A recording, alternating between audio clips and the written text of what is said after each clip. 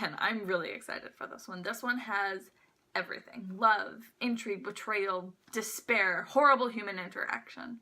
And to top it all off, a hot boy. What more were you expecting?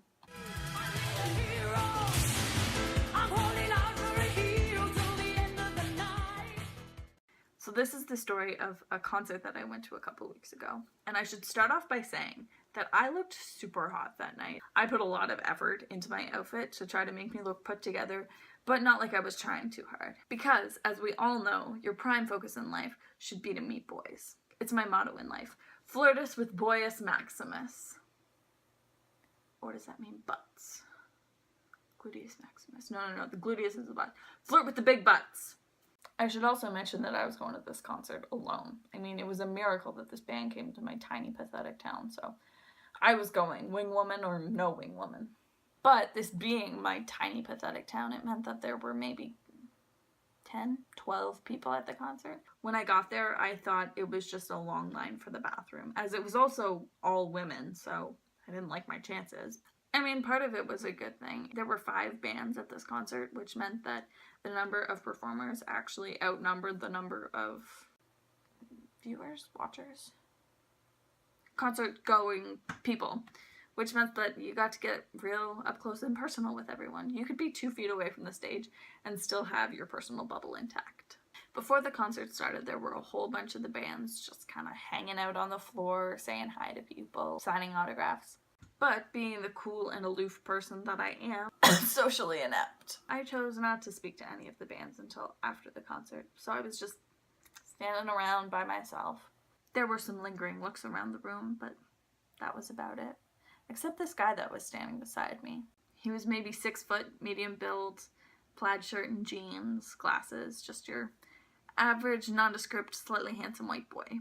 Just how I like them. I considered going over to say hi, but I made a promise to myself that the next guy that I go out with will ask me out.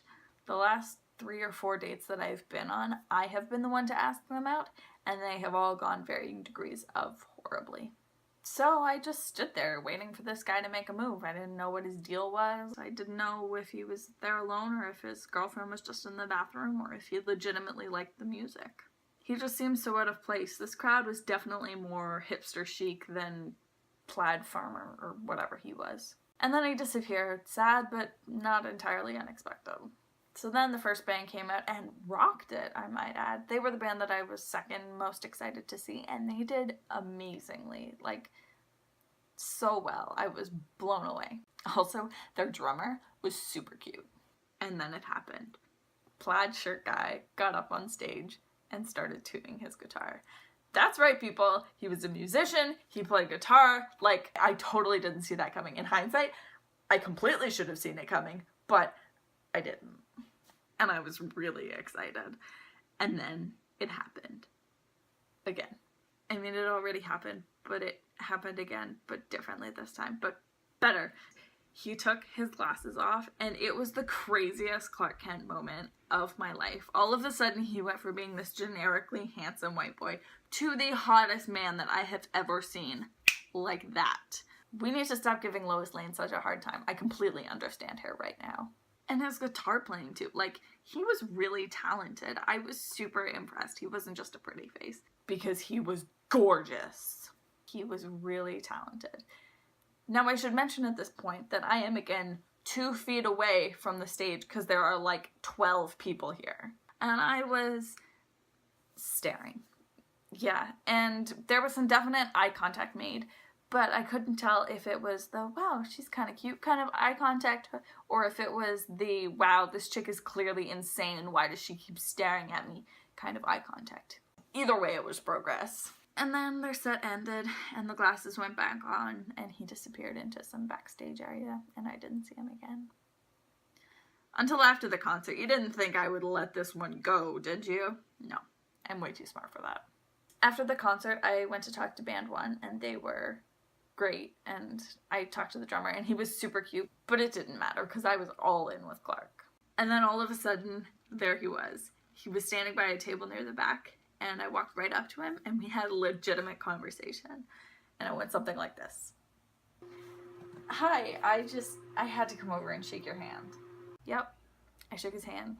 Might seem dorky, but light physical contact is key. You guys did so well tonight. I'm really impressed. Well, thank you. And you are? My name's Penny. Nice to meet you. I'm Clark. I should mention that his name is not actually Clark. It's Jordan. Nice to meet you. I'm Jordan. But I'm going to continue with Clark. I'm Clark. So are you a fan? Yeah, I'm a big fan of band number 1 and band number 3. I didn't know who you guys were until today. And we got sandwiched right there in the middle.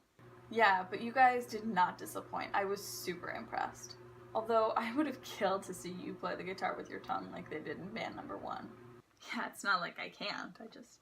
I only break it out for special occasions, you know, birthday parties, bar mitzvahs. In my mind, there was a wink somewhere. I could have imagined it, but I don't think so. His flirt game was strong. You're so funny, you strong and handsome man. Although I wouldn't have pictured you playing for a country group. You don't think I look country? He did not. He is literally wearing the outfit that I wore to work this morning. No, you're dressed pretty much exactly the way I dress. Well, I like your style then. But I am really country. I'm from Tennessee, but you're the only 10 I see. He didn't say that. Oh yeah, I went to Tennessee maybe a year ago. It was great. I think it would be a great place for us to raise Clark Jr. I didn't say that. Yep, born and raised. Went to school there for music too. Nice. I skipped the music route and I went straight for professional nerdism. I'm a software developer. Speaking of which, I should probably get going. I have work tomorrow and I don't want to get yelled at. Hold on. People yell at us here too. I find that hard to believe. Who would yell at you? Actually, I guess I'm the one who does most of the yelling. I knew there was a reason I liked you. Like, super on point flirt game. We were like meshing so well. It was amazing. It was the best first date I've ever had. Okay, that sounds sad. It wasn't the best first date. It was the best first conversation I've had with someone. That sounds less pathetic. It was amazing. Not a lot of it makes sense, but it was super cute and super fun, and we're in love. And then I screwed it up. Don't let me leave without talking to band number 3. I really want to meet them. Oh, well, come on, I'll introduce you. And then he did, and I talked to the lead singer of band 3, and that was great, and then I went back to Jordan. Hey, thanks for introducing me. Nothing. Awkward silence. Well, it's getting late. I better get going. And then I ran. That slight pause freaked me out, and I was such an idiot. What will Clark Jr. do now without his mother? So, I guess this is a cautionary tale. If you are speaking to a man who is sweet and kind and talented and hot as all hell, stick it out for 10 seconds of awkwardness. I mean, maybe it's for the best, you know. He's got his life, I've got mine. He's touring. I am not meant to live on the road. But I miss him. And we're in love. My life is hard.